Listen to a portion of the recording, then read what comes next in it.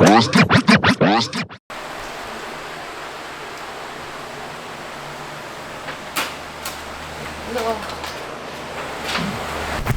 tayo dyan mga ako sa pangano namin yan.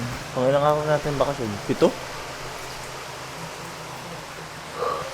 Nag-decide kami ni Mala gumising ng maaga para nga makapag coffee kami o tea sa umaga. Babangon pa lang kami. Bumangon na si Lu. Hindi napagod sa dagat kahapon. Ako dyan, maaga talaga yan. Morning person talaga si Lu. Nagigising ng mga gantong oras. Si Lu talaga yan. Yung kuya niya kasi tanghali magising talaga. Lamig, di ba? Lamig. Dilim pa. Tignan mo.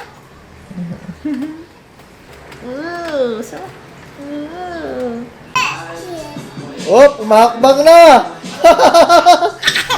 Hindi ko nakuhanan. Ewan ko kung nakuhanan ko, pero umakbang na siya. Oh, umakbang din. Galing mo ah. Hindi, bukas pa sila. Mag-ukay-ukay tayo. Damit.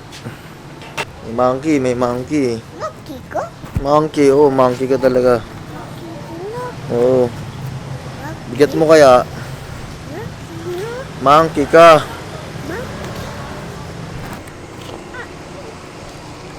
Okay. May mga t-shirt dito na okay eh. Mga oversize. Mga 50 lang nakita ko.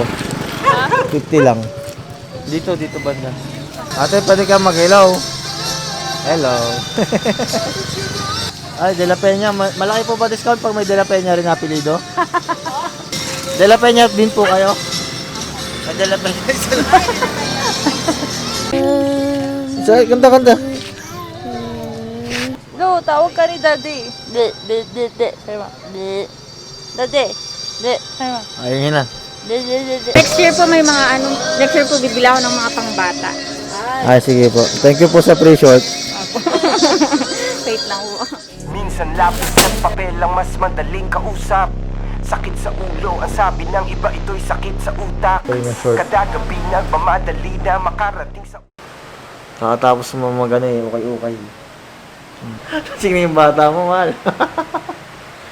Ay, lasing Kasi nga, sa isang araw ng ating pagbabakasyon, si Mahal gagawa ng kanyang proyekto, ako magi-games. Thank you lagi sa mga nagbigay ng pagkain ngayon, si Tita Letlet, sila Owen, pamilya nila Mimi, Tita Jocelyn, lagi sila. Thank you, sobrang thank you. Magti-trip muna kami ni Mahal bago matulog. Siya, Bigs. Naman